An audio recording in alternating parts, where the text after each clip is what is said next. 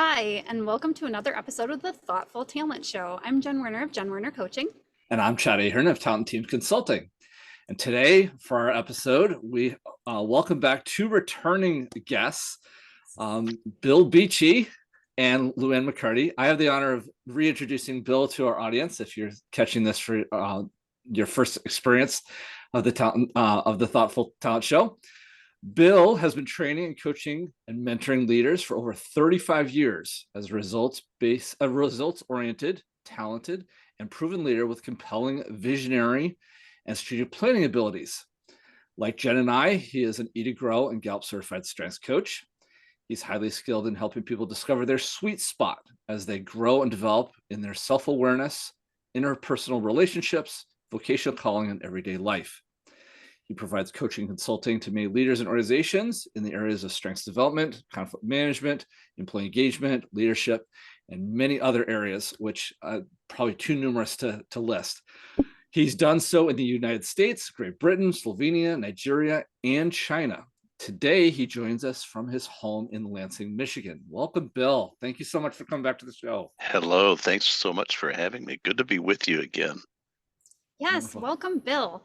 And it's my honor to introduce you to Louann McCurdy. If you remember her, it's because we had her on for the strategic episode as well. Louann comes to us from her home in Vancouver, British Columbia. She is also an Eat to Grow and Gallup-Certified coach, but also an ICF coach. She's the co-founder of her consulting business called Perspectives Consulting. Wanted to make sure I got that out right.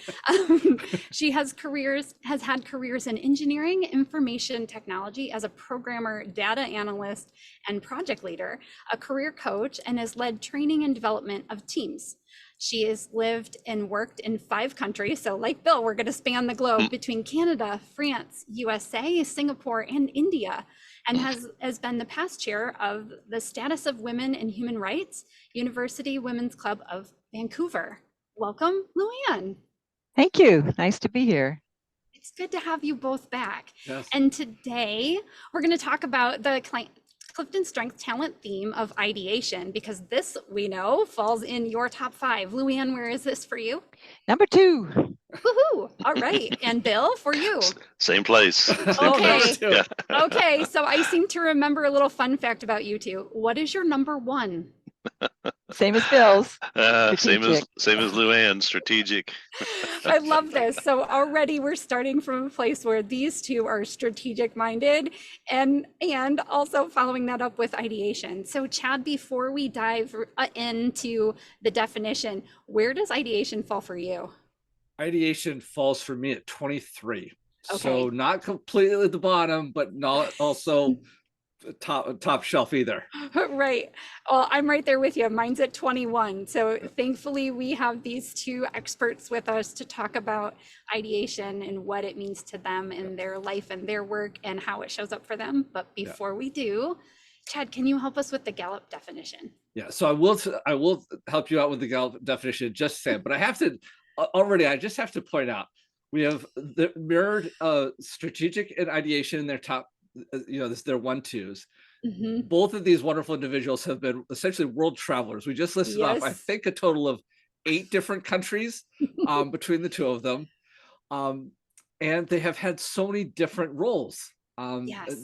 So it's just really interesting to see this ideation, strategic, almost play out in their livelihoods. So I just thought it was very interesting that we've got two very comparable people on, but I think we're going to hear their talents come out very differently, having known both Bill and Louann from some of our other episodes. So with that said, I will get back to the Gallup definition. So Gallup defines the ideation talent theme as follows: people exceptionally talented in the ideation theme are fascinated by ideas. They're able to find connections between seemingly disparate phenomena. So very interesting initial definition. I'd like to start understanding from these two exactly what that means in terms of how this plays out in their life. So Bill, I'm going to come to you first and ask, just think about your ideation theme. I know we can get into all the theme dynamics later, but just think about your ideation theme. How does that play out, and what does that look like for you in your everyday life? Well, just as you were defining where Louann has been, my ideas are going, oh, yeah, okay, could I go there? Yeah, what do I have connections there? I've been to Vancouver and some of these other places. Anyway, so it just trips my thinking. Any kind of interaction with folks on a daily basis. And so the ideas and possibilities, I think, is where I would connect ideation with. What are the possibilities? Yeah. Nice. And are there any particular sort of outward behaviors that people might notice when you're sort of in an ideation mode, or really sort of leaning into that ideation theme a little bit? Yeah, kind of probably I've been accused of having my head in the clouds. I'm just gazing out, almost not catatonic, but certainly have my mind someplace else, and I'm just thinking about these possibilities. And a lot of times the ideas then will be verbalized as well. Oh, I think we could do it this way. I think we could do it this way. Okay. Nice. Wonderful way to start us off. Yes. Louann, how about you?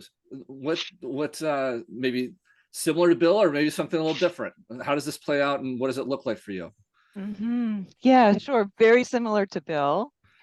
It plays out just like that in a conversation, thinking of options, opportunities, connecting maybe something we said before or yesterday to what we're talking about now. That idea of disparate ideas or just connecting disparate thoughts is very, I think is very appropriate for ideation. And I remember way back in the day when I was first introduced to CliftonStrengths, and I read that definition. It just kind of connected with me. I said, oh yeah, just, connecting ideas, connecting thoughts, that's the heart of ideation. Nice. Real quick, one of the things that we have heard from some other coaches on other episodes is sometimes we get our CliftonStrengths reports and we immediately resonate with them. Yep, this is me, on the nose right away. And then we've also had some other guests that, they've gotten their reports even as coaches and gone, yeah, this took me like years to accept. I'm just wondering, for both of you, what was your sort of initial response to seeing ideation in that top 5?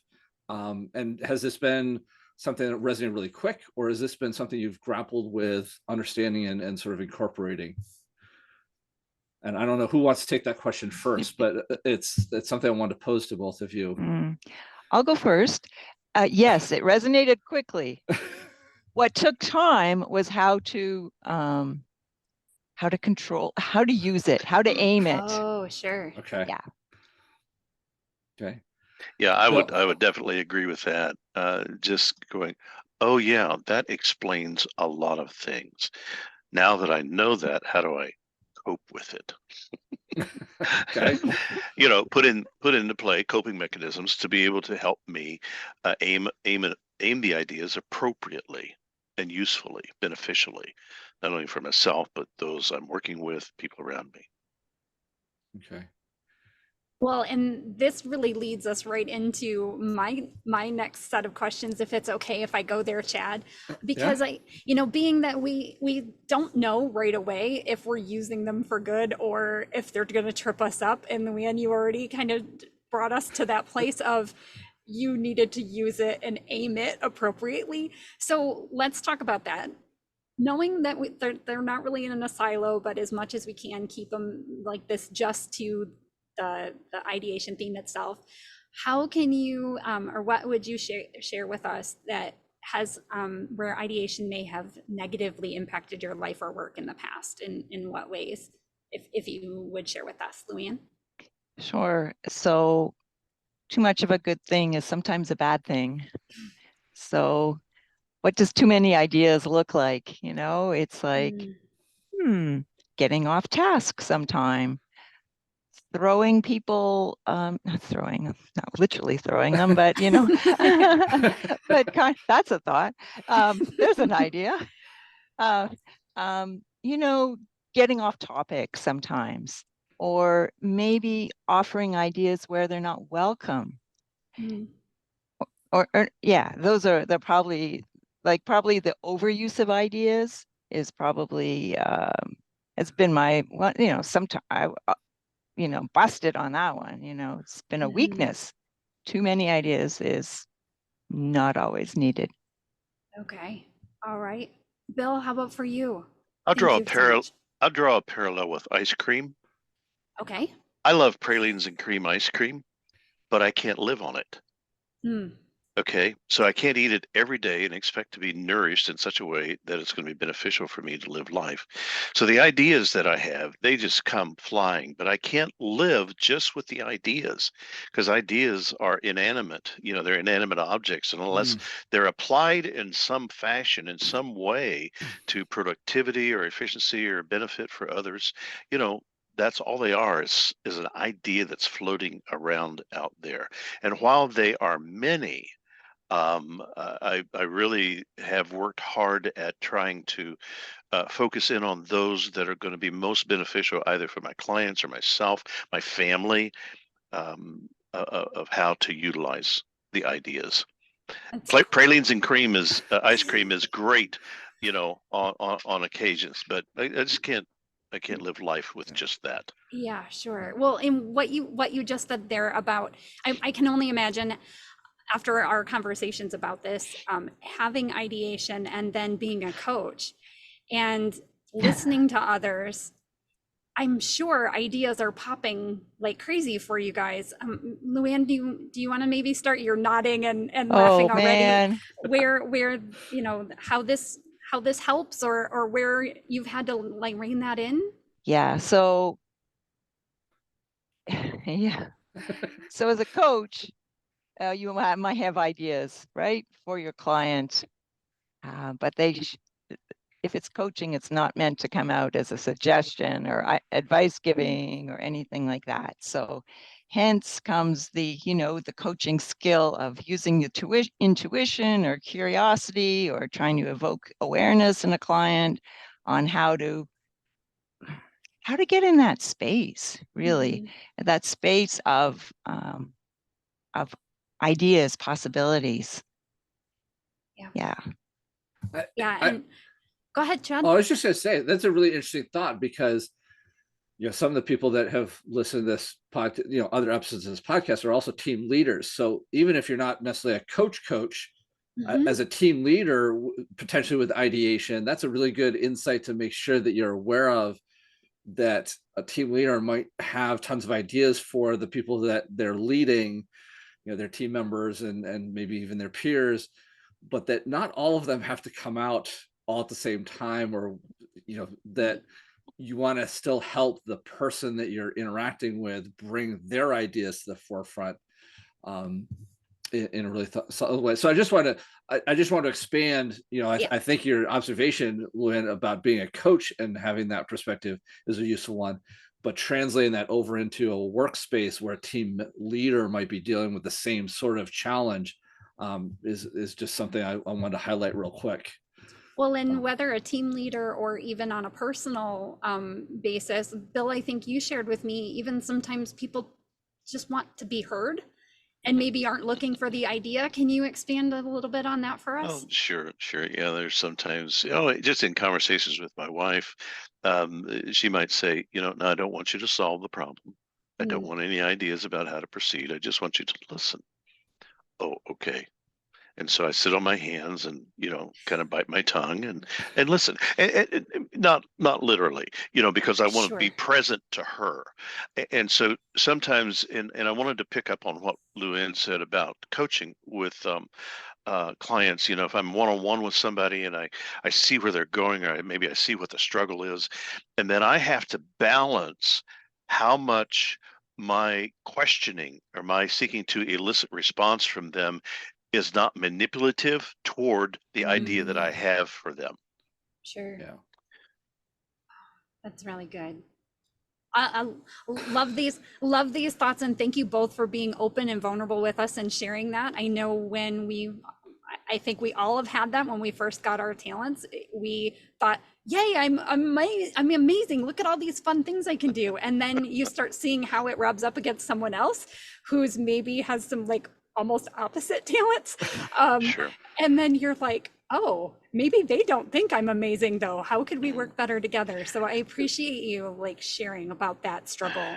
Yeah, if I could say, Jen, there is a great exhilaration when somebody takes Clifton Strengths and they begin to discover, oh, this is what's right about me. Mm-hmm. And then as you go into it and grow into it, you begin to understand the huge responsibility Yes. of having those particular strengths and how they are utilized, because they can really be overdone in ways and distorted, much like the person pulling up next to me, on the boulevard, and they're enjoying their music and I have my windows up, but they're entertaining the neighborhood. It's just distortion to me. I'm Sure. not. And my strengths, it can just be distortion to other people. Mm. Sometimes Yeah. I have to be very careful.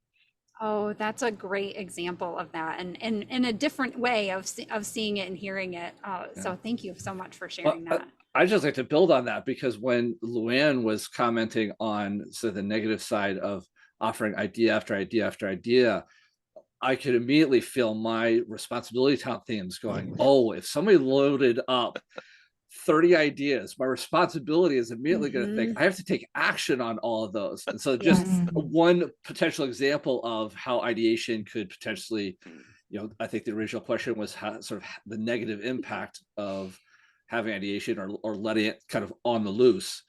You start rubbing up against people like myself, or Jen, I know you have responsibility too, and deliberative With too. Yes, all all of these. all these Yeah. executing talents, I'm already working on 3 of the things she said when we were just talking about ideas at this point, right? Right. Yeah. Yeah. So it's just, it was an interesting tie between what Bill had just shared and what Louann had initially shared, that I think it's just really helpful, because the distortion coming through the window is, oh, now I need to be singing that song from the car next door Right. to me, but I really don't. I just need to keep driving.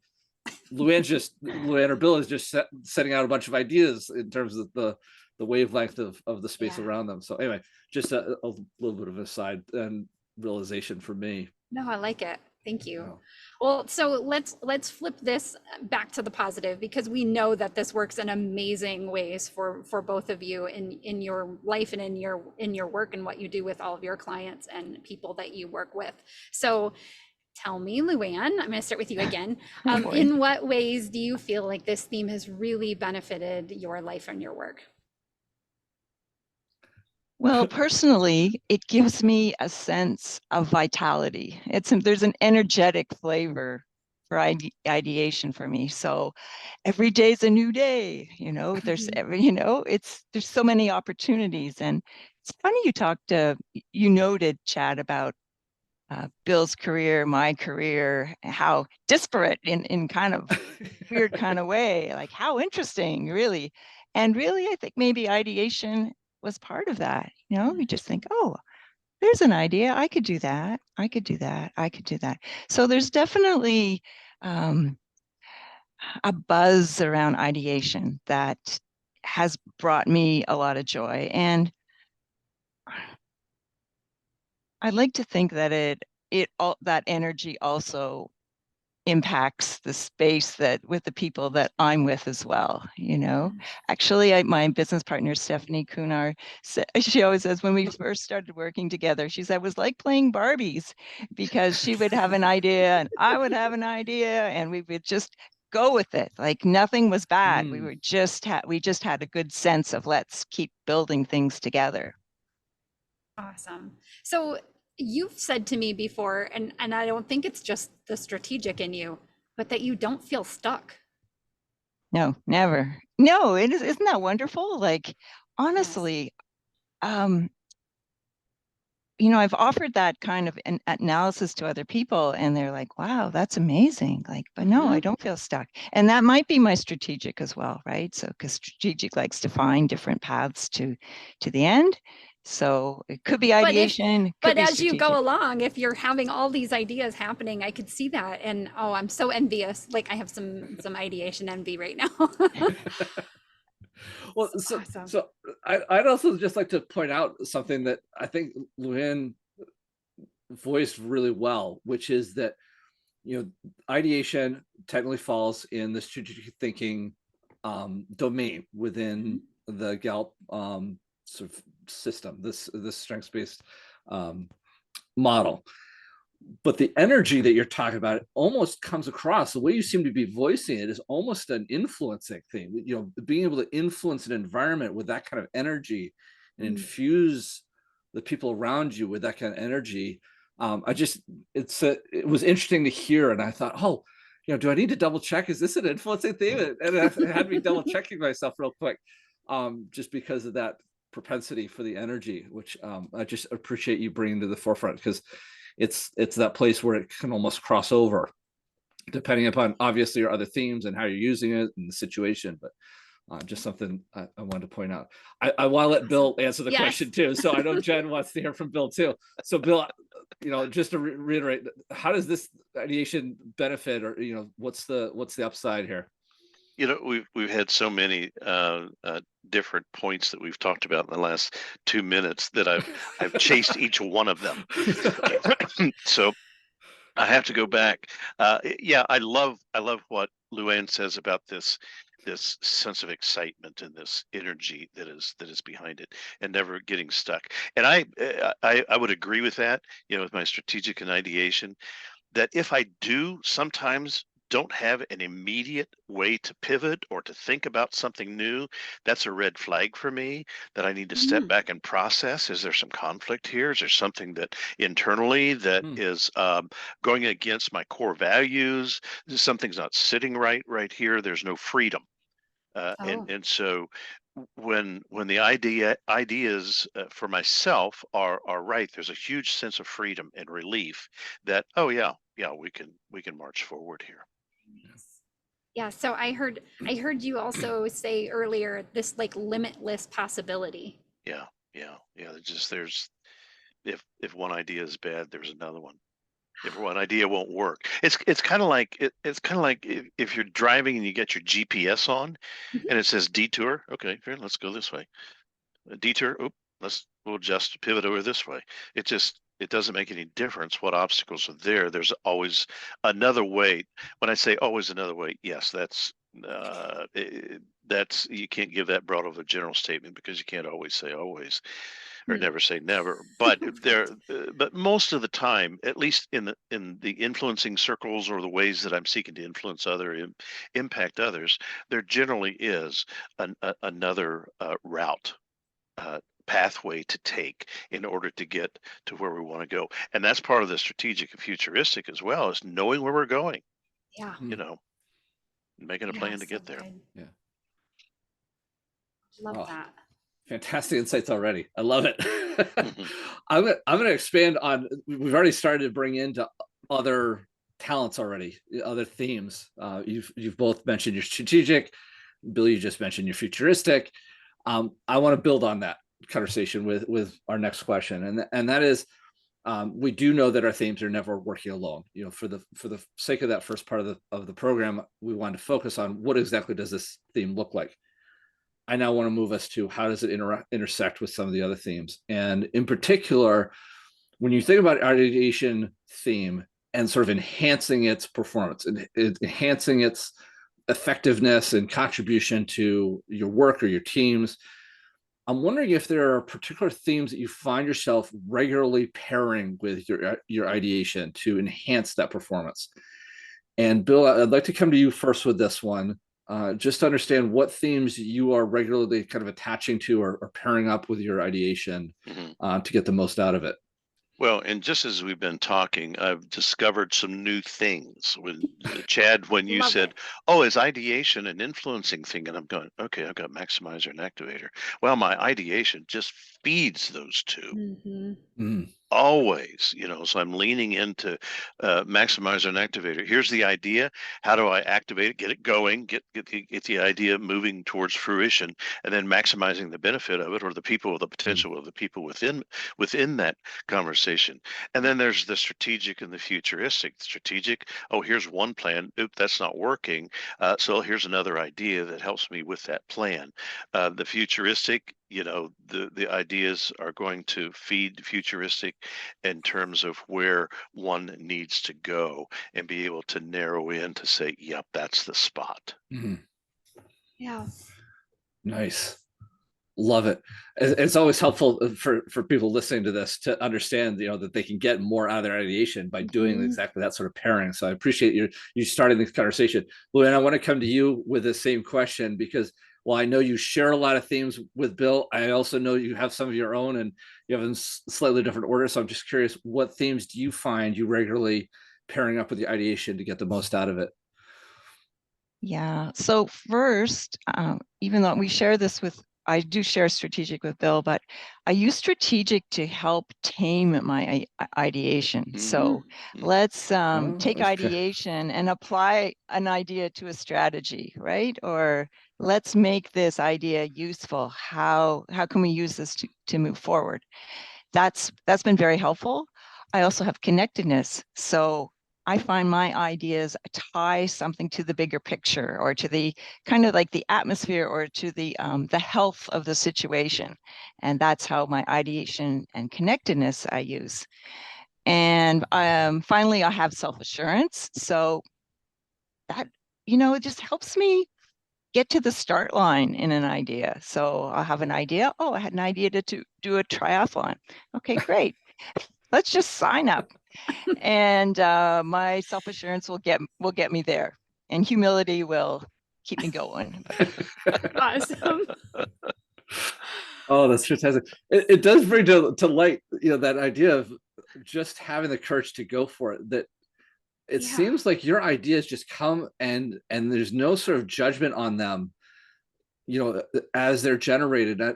I know Jen and I, in our conversations and preparing for this episode, we're reflecting a bit on our deliberative talents that Mhm. we might have ideas, but they are immediately evaluated through, Yes. a risk lens.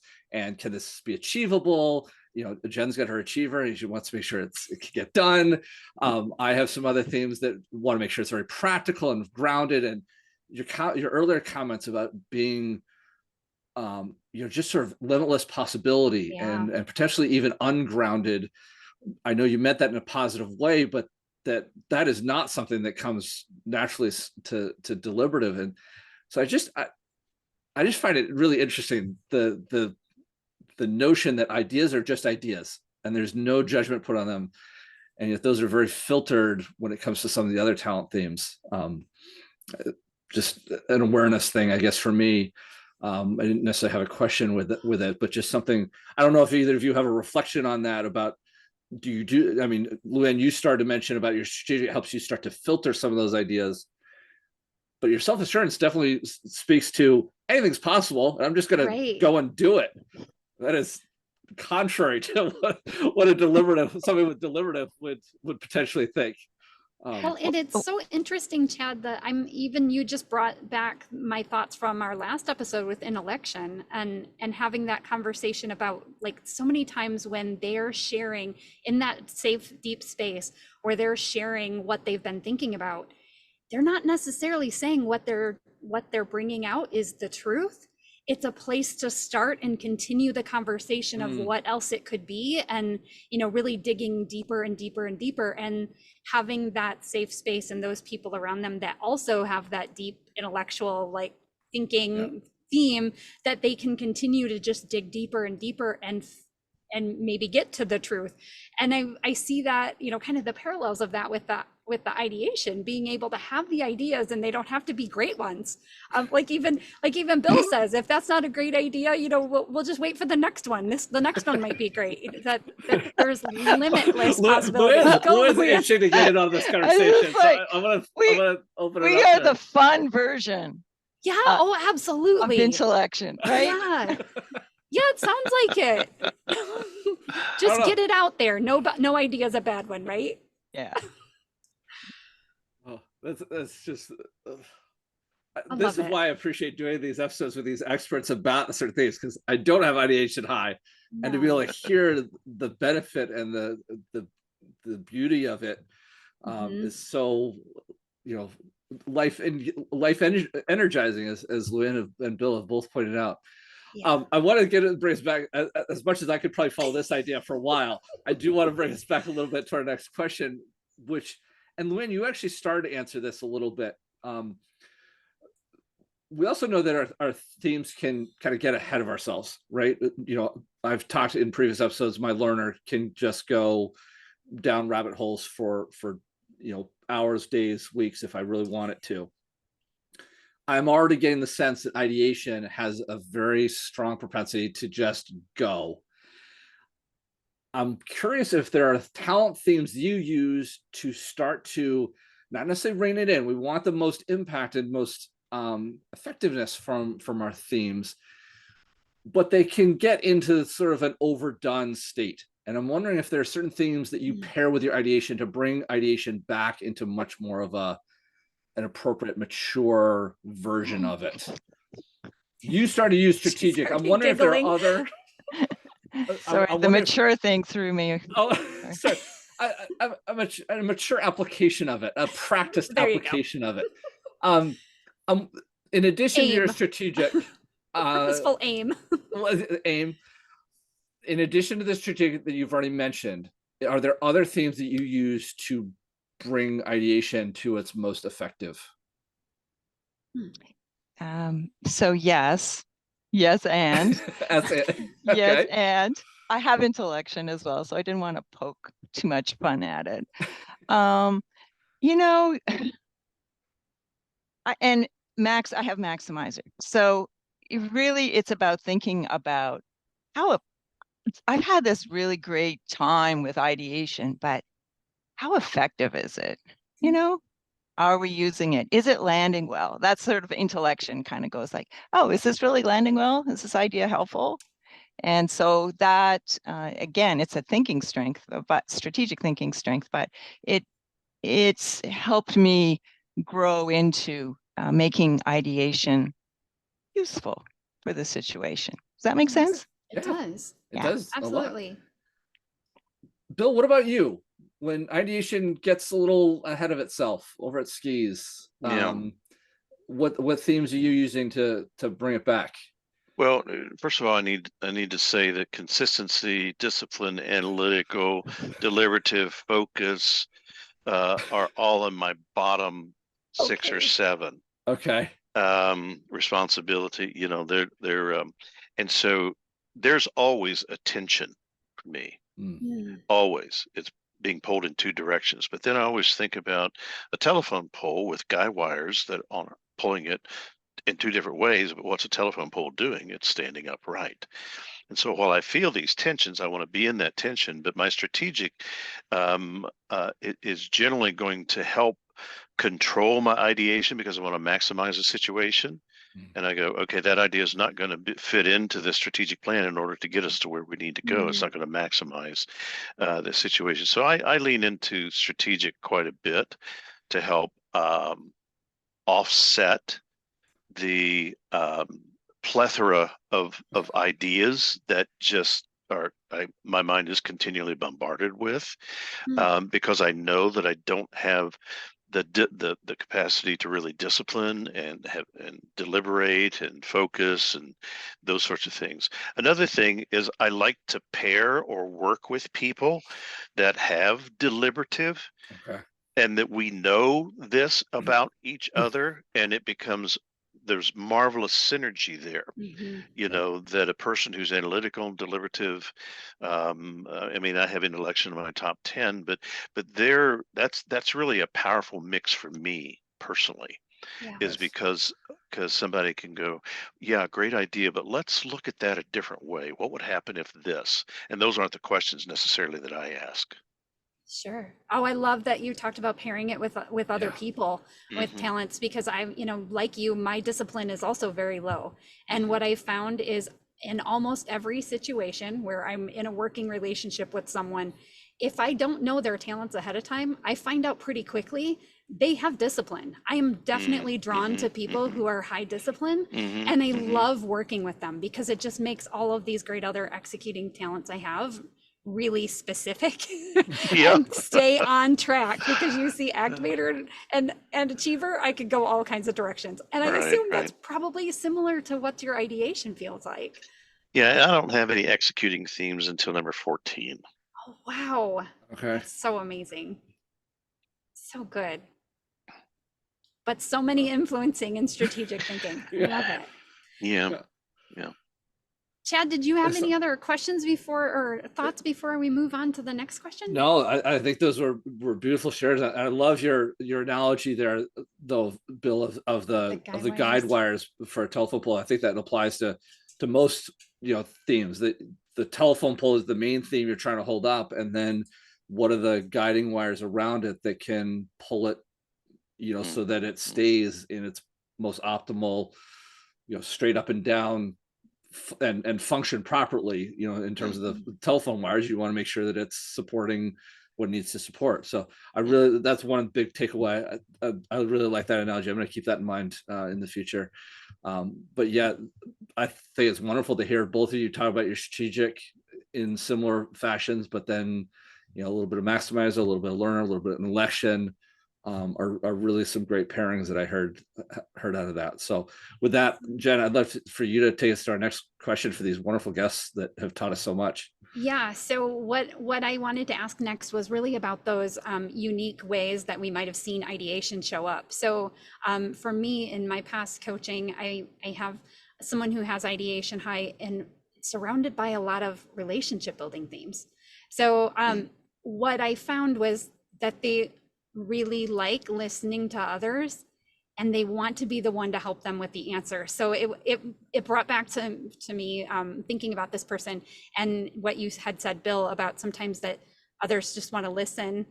And for this person in particular, they wanted to listen, but to be able to help, to be able to give those ideas and a different perspective, different way to look at it. So I wondered if any of you have any similar experiences, or someone that has ideation in their top 5 that maybe it shows up quite differently than your own.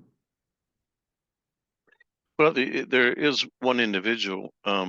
He happens to be my son-in-law, but he's an engineer, and so has some analytical things. He also has competition in his top 5, which is interesting. But his ideation comes across in more quantitative kind of ways than mine. Mine are a little more qualitative. Oh, this could happen. Yeah, I'm not certain how to gauge it or score it or assess it, but it sure does feel right. Sure. Or his are probably a little more like they're gotten to we're not talking about the idea until it maybe is something that can happen. Well, here's I have an idea about how to make things work, and let's gauge, let's create a metric, so that we can see that this idea is functioning properly. Oh, okay. Yeah, that is quite a bit different than what we've heard already today. Yeah. My analytical responds to that very well. I'm sure. I can get on that. I can get on that page very, very quickly. Very quickly. Yeah. So, but I didn't mean to cut Louann off. And he's in manufacturing, and so he has ideas about how parts should be made and the flow of it. And really, he has turned a manufacturing firm around with his new ideas about how things should progress. But he's based it upon hard data. Sure. Nice. Great. Louann or Chad, did you have anyone that came to mind? Well, Chad's inspired me to think about, managers in the workplace. And although I don't have this person in my life, but can you imagine like ideation and command as a manager? Oh, wow. Right. Where it would be helpful, where it would be not helpful. Yeah. We also, we work a lot in the higher education space. So we have a lot of people that are deans. We work with a lot of deans of colleges and universities, that kind of thing. And there's I notice a lot of people with, we call that the 3 I's, Oh, yes. Ideation, intellection, and input. And that is plus learner, right? So kind of in that space, but you're kind of inspiring me to draw out the ideation from that group, and maybe next time we do a workshop with them, we'll explore the role of ideation in in their work life. Yeah. Nice. Oh, great. Another idea. Another idea. Love it. See, we're seeing ideation in practice, in process, right? yep. There you Oh, go. is this a podcast? No, Oh, no. sorry. I was just, We were just talking. yeah, we were just talking. Um, Jen, to keep my answer fairly short, I have only had a few people come across my coaching experience with ideation, super high and very demonstrative. But I will have to say that most of those people have That is fit similar. sort of the. I don't want to box this in, but there is sort of a mold we're talking about here, right? Mhm. And the people I have coached and been exposed to fit pretty much what Louann and Bill are describing, and so nothing earth shattering from my corner of the conversation here. But it's definitely, I really appreciate Bill's share of the analytical, and Louann, I may even need to reach out to you because I came from a higher education space and would love to coach more people in that space. So we'll see if we've got some ideas that need to meld there. But I appreciate that share. I would like to help us. You've done a wonderful job sort of describing this in great detail, but some people may still not get it or need something to remember all these wonderful contributions through. And we've done this with pretty much every other theme we've approached on this podcast. And what I'd like to do is see if there's an image that you could offer up for people to be like, oh yeah, that's what I need to keep in mind when I'm thinking of an election. So I'll give an example to start us off. So when I think about ideation, I think about like Willy Wonka. Here's a guy that just creates and creates and creates, and just he has an idea about a candy or a chocolate bar or whatever, and just he goes and manifests it. That's one sort of pop culture reference. I'm wondering if there might be household objects or an image that you commonly go to that people might be able to keep as almost a token of this theme, so that they can carry it with them or understand it when they come across people with ideation. And Louann, is there an image that comes to mind for you? Yeah, I think a useful image, and what I mean by that is ideation applied in a useful way is kind of like the light bulb or a flashlight even. It's like, Okay. oh, like that energy. Let's shine some light on in this space to look at. Maybe not so useful. I mean, no, an image of ideation that's not so useful might be popcorn, right? It's like, here's an idea, here's an idea, here's an idea, like that kind of thing. And if that doesn't grab you, can you just take this image of I call it the idea-gasm. Okay. I like it. You can fill in the blanks. Okay. I'm sensing a feeling is going on there. It's just like, yeah, it's like the little kid, like, I got an idea. Like it's the vitality part of ideation. Nice. Right. Yeah. Okay. What about you, Bill? What image do you commonly use to reference this theme or introduce people to this theme? Well, I don't know that I've necessarily used it to introduce people to this theme, but I think it can overall apply to it. And that is, I think I mentioned, this picture of my son looking through a knothole of a privacy fence. So what was going on with him? He saw everything that was around him, but there was something that was beyond this barrier, whatever that barrier was, a fence, and he's looking through. He wanted to turn his attention toward whatever was there. He didn't know what was out there, but he gave his attention to it. The word attention comes from a Latin root word tendere, which means to move toward. And so as I give my attention, as I move toward the possibilities out there, it is going to bring meaning and purpose to my life. I'm going to be filled with ideas. I'm going to be filled with possibilities. And it's a very stimulating experience for me to continually be filled with awe and wonder of what's there, what's out there. Nice. It's so interesting listening to them talk about this, like this feeling and energy that comes from this idea creation.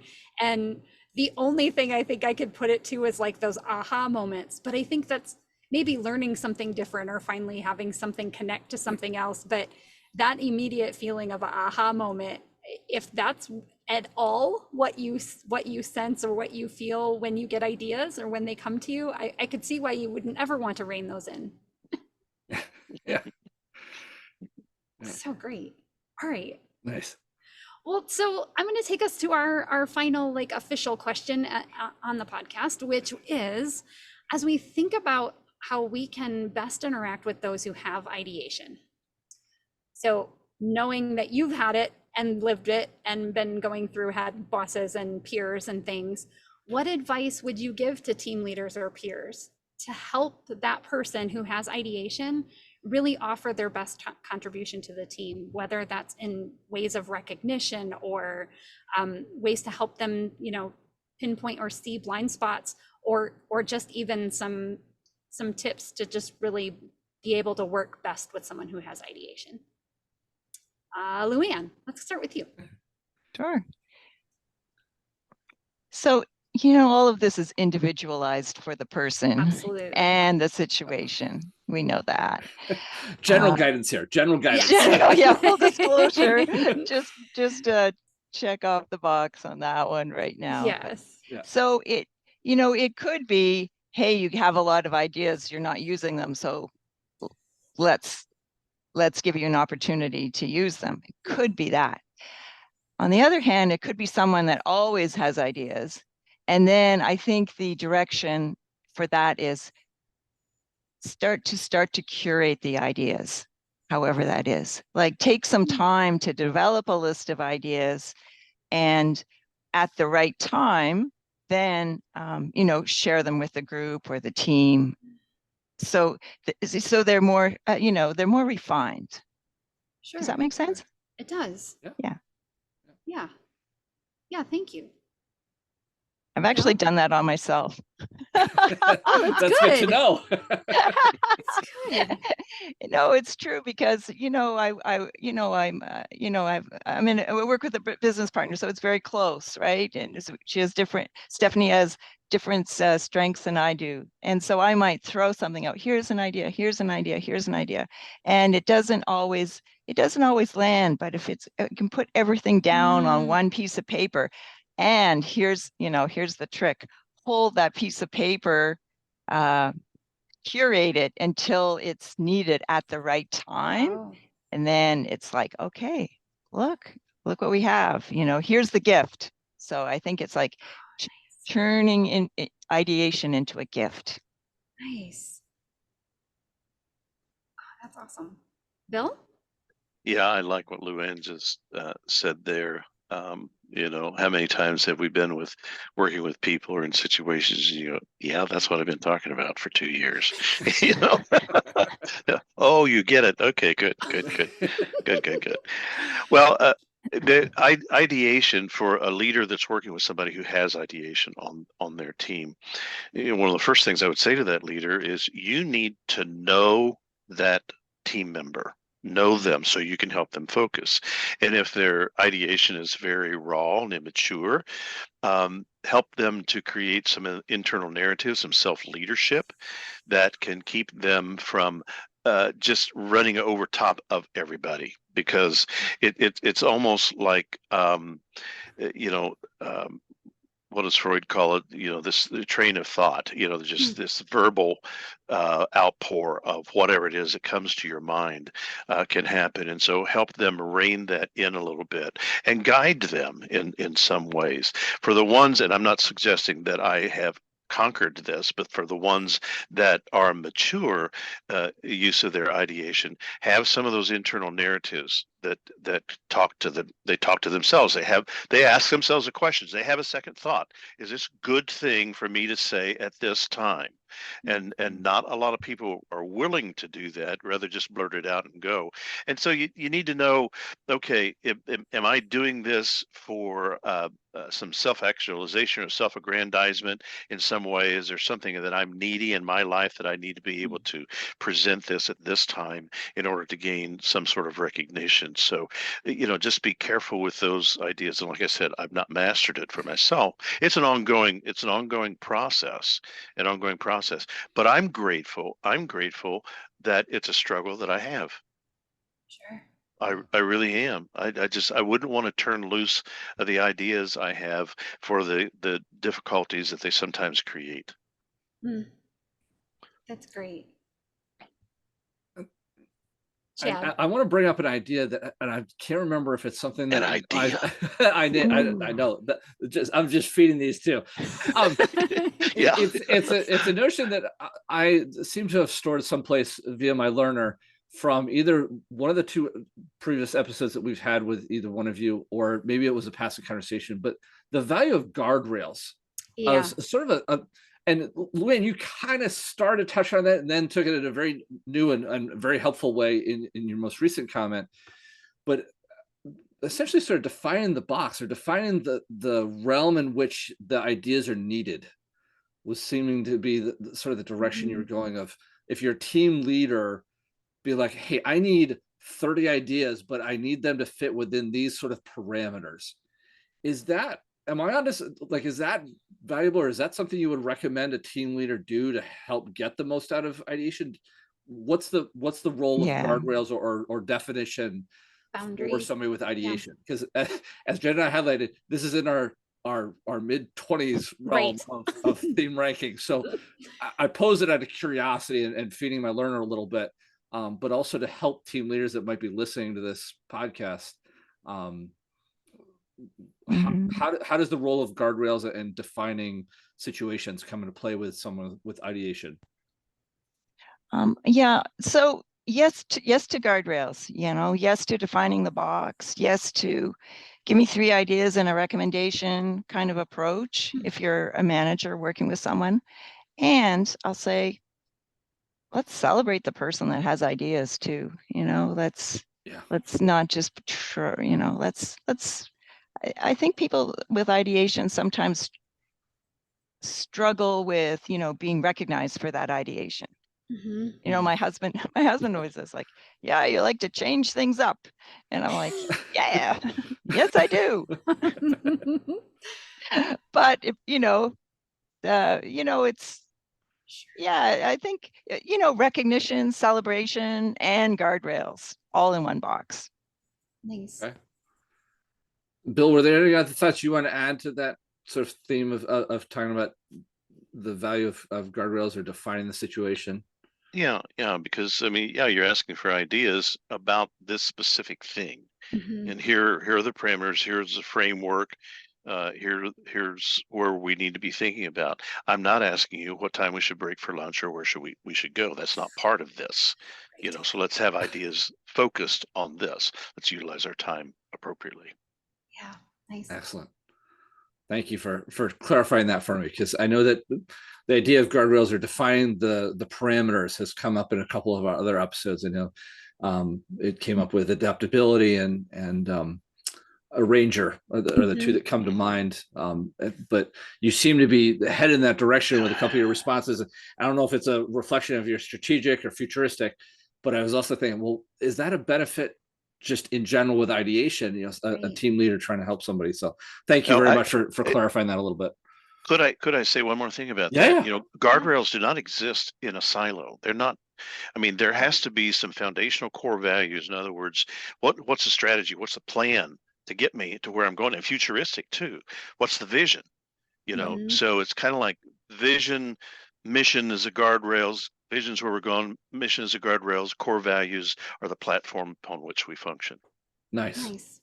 Excellent. Wonderful addition there, Bill. Thank you. So we've been able to, believe it or not, we've spent almost an hour exploring this wonderful talent theme, which it's flown by, and I think it's all the energy coming from the ideation components that you highlight. As we wrap here, I'm wondering if you can help us maybe sort of key in on some key takeaways that you really like to highlight, either something that we've already mentioned that you've already mentioned in this episode, or something that you really want to make sure is emphasized before people get off listening to this. What's something that they should really take away or really understand about the ideation theme? And maybe if you give us your top 2 or 3 key takeaways each, I think that'd be a really nice summary for this episode. So Bill, I'd like to start with you, and Louann, I definitely want to hear yours as well.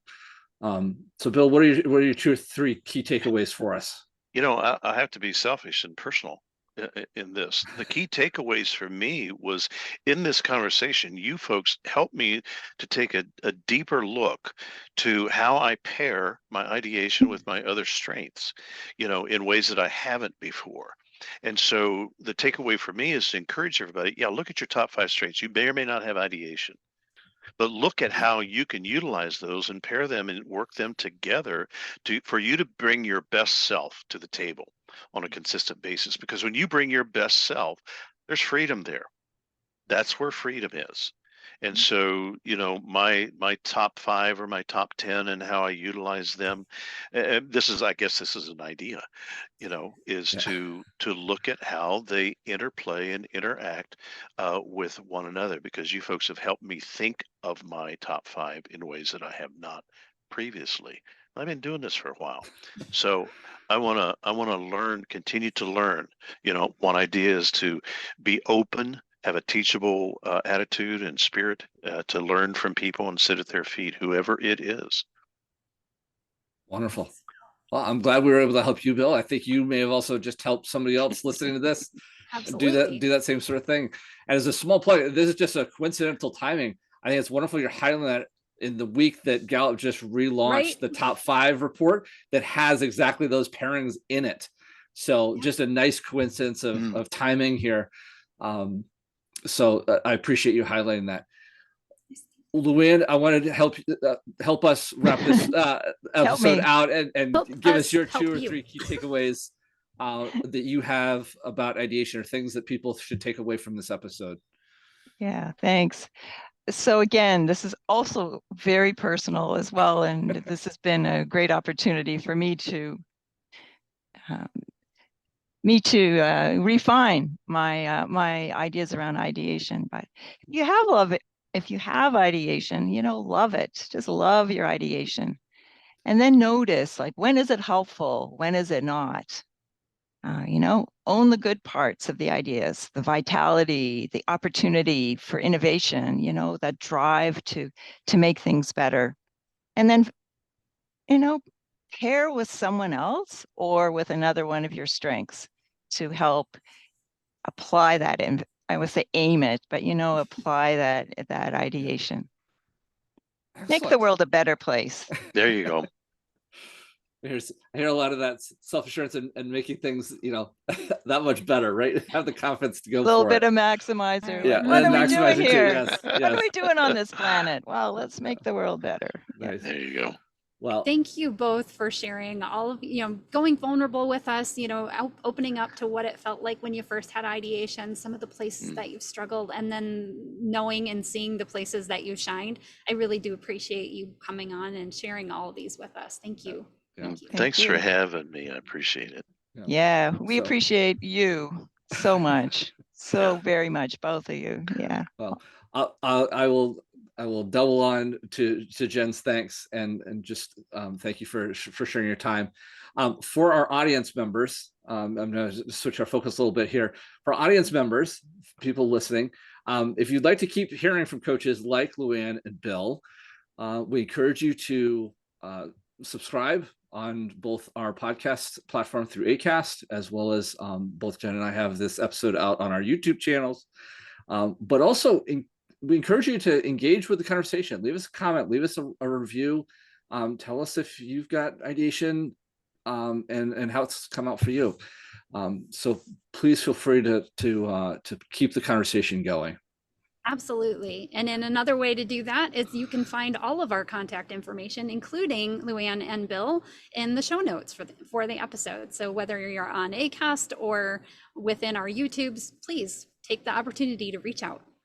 Yeah. And so until next time, I'm Chad here at Talent Teams Consulting, encouraging everyone to keep playing to your strengths. And I'm Jen Werner of Jen Werner Coaching, encouraging you to be uniquely you. Thank you, everybody, and we'll see you on the next episode.